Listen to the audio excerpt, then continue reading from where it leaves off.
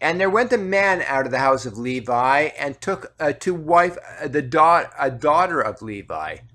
And the woman conceived and bare a son. And when she saw him that he was a goodly child, she hid him 3 months. And when she could no longer hide him, she took him. For him an ark of bulrushes and daubed it with slime and with pitch, and put the child therein. And she laid it in the flags by the river's bank. And his sister stood afar off to wit what would be done to him. And the daughter of Pharaoh came down to wash herself at the river, and her maidens walked along by the river's side when she saw the ark among the flags, and she sent her maid to fetch it. And when she had opened it, she saw the child, and behold, a babe wept. And she had compassion on him and said, "This is one of the Hebrews' children." Then said his sister to Pharaoh's daughter, "Shall I go and call to thee a nurse of the Hebrew women, that she may nurse the child for thee?" And Pharaoh's daughter said to her, "Go." And the maid went and called the child's mother. And Pharaoh's daughter said unto her, "Take this child away and nurse it for me, and I will give thee thy wages." And the woman took the child and nursed it, and the child grew, and she brought him unto Pharaoh's daughter, and he became her son. And she called his name Moses, and she said, "Because I drew him out of the water."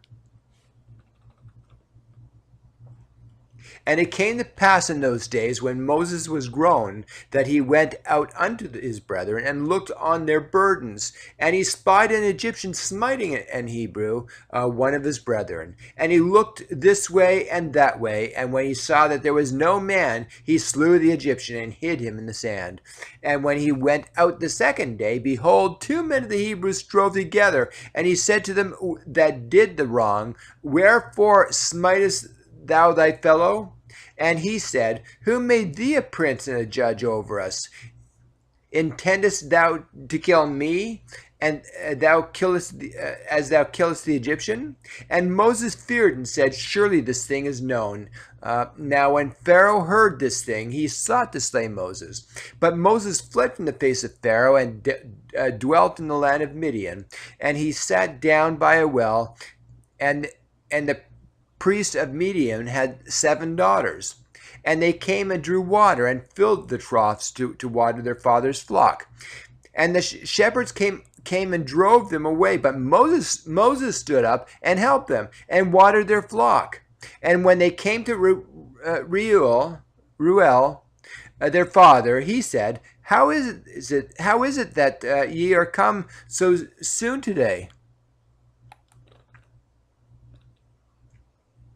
And they said, "An Egyptian delivered us out of the hand of the shepherds, and drew water enough for us, and watered the flock."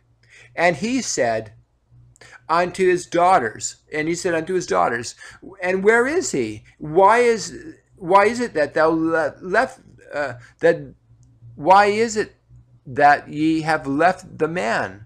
Call him, that he may eat bread." And Moses was content to dwell with the man, and he gave Moses Zipporah his daughter, and she bare him a son, and he called his name Gershom, for he said, "I have been a stranger in a strange land." And it came to pass in the process of time that the king of Egypt died, and the children of Israel sighed by the reason of the bondage, and they cried. And their cry came up unto God by reason of the bondage. And God heard their groaning, and God remembered his covenant with Abraham and Isaac and with Jacob. And God looked upon the children of Israel, and God had respect